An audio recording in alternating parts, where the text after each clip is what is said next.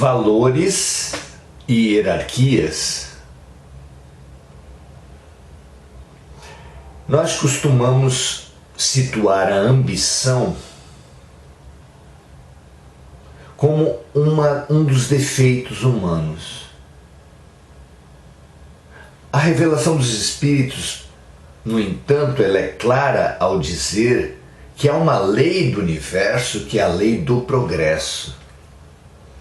Uma das ferramentas, digamos assim, com as quais Deus atua no universo é a lei do progresso.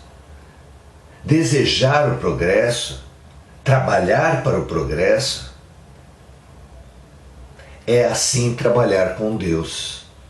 Nada há de errado, ao contrário, é uma virtude.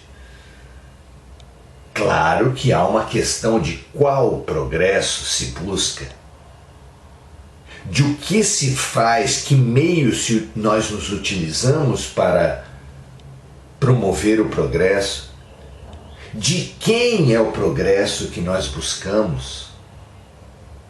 Essas questões são imprescindíveis, mas o progresso, lutar pela melhoria, lutar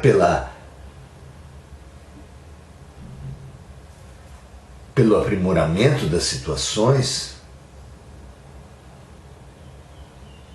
é em si uma virtude. Resgatemos a ideia da ambição, da vontade de crescer, para situar a questão não na ausência de ambição. A virtude não é ausência de ambição, mas a virtude é situar bem progresso. Qual progresso? Que instrumentos usamos para esse progresso? E progresso para quem? Foi isso que nos sugeriu a leitura de Atos capítulo 10, versículos 17 a 20. Na ocasião, se fala sobre um encontro do centurião Cornélios. Centurião era um oficial do exército romano com muito poder. Exército romano que era odiado em Israel porque era o inimigo que havia ocupado, dominado o país.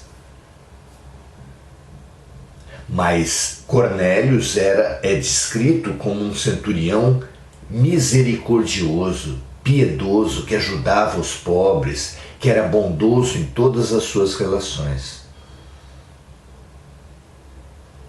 Sabedores do temperamento tempestuoso de Pedro, os amigos espirituais o preveniram, fazendo com que sonhasse com um lençol atado nas 4 pontas, cheio dentro dele de todos os animais da terra, e diante do qual eles disseram a Pedro: vai, mata e come. E ele disse: não, de jeito nenhum. São animais impuros, eu jamais comi carne impura. E foi então que eles orientaram Pedro que não fizesse comum o que Deus purificou. Não é difícil entender essa orientação, não é?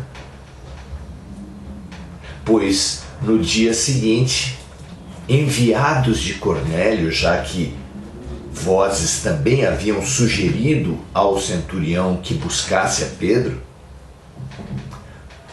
emissários de Cornélio bateram a casa onde estava Pedro. Não é significativo? Não parece claro que o mundo espiritual estava falando para Pedro para abster-se dos valores das hierarquias do mundo para pensar na hierarquia de Deus, abster-se das aparências e pensar nas essências? O que você acha? Na passagem nós lemos assim: e estando Pedro duvidando entre si acerca do que tinha sido aquela visão que tinha visto, na qual lhe fora dito para não fazer comum o que Deus purificou, eis que os homens que foram enviados por Cornélio, o centurião, pararam à porta perguntando pela casa de Simão. E chamando, perguntaram se Simão, que tinha por sobrenome Pedro, morava ali. E pensando Pedro naquela visão, disse-lhe o Espírito: eis que 3 homens te buscam. Levanta-te, pois, desce e vai com eles, não duvidando, porque eu os enviei. Muito rica essa passagem para a nossa reflexão, não é? Realmente nós, em busca de poder, fama, prazer, beleza, esses critérios da exaltação humana, esses valores centrais na hierarquia humana, temos nos afastado de humildade, paz, gratidão, compaixão.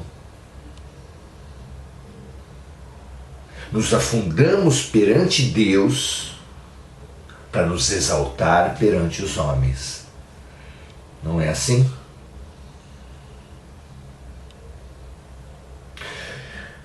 Não que haja desprezo na hierarquia dos homens. Precisamos respeitar essas hierarquias, especialmente os seus representantes, mas esse respeito, essa obediência à hierarquia dos homens não é absoluta. Jesus nos instrui que nós distinguamos o que é dos homens e o que é de Deus, o que é de César e o que é de Deus, obedecendo apenas o que é de Deus, porque não podemos servir a 2 senhores. É clara essa questão e é evidente a importância dessa lucidez. Nós, na transição planetária, temos sido chamados a grandes decisões. Alguns de nós se afundaram nos interesses humanos, nas vitórias, nas ideologias, e deixaram de ver as excelentes oportunidades que a pandemia, que a transição nos oferece.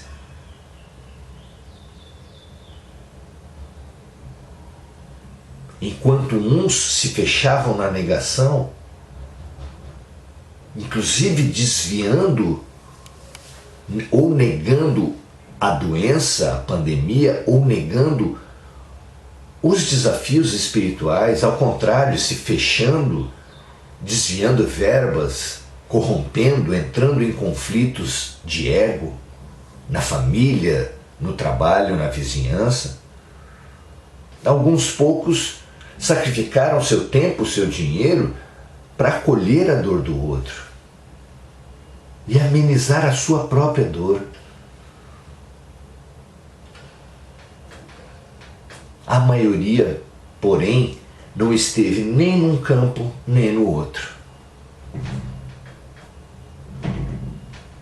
Se não se fechou num negacionismo radical, fanático, agressivo, também não se abriu a uma fraternidade mais intensa. Para todos esses, a lição da parábola dos talentos é fantástica, porque lá ensinou Jesus: quem for bem no pouco, mais lhe será dado.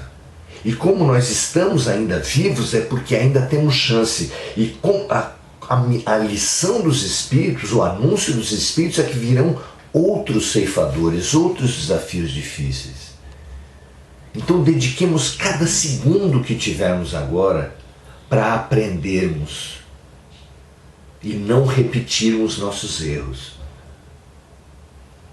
Abramo-nos ao pão nosso de cada dia,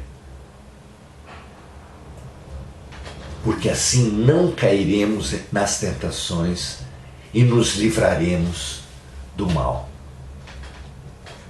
Que assim seja, com você e comigo. Até a próxima.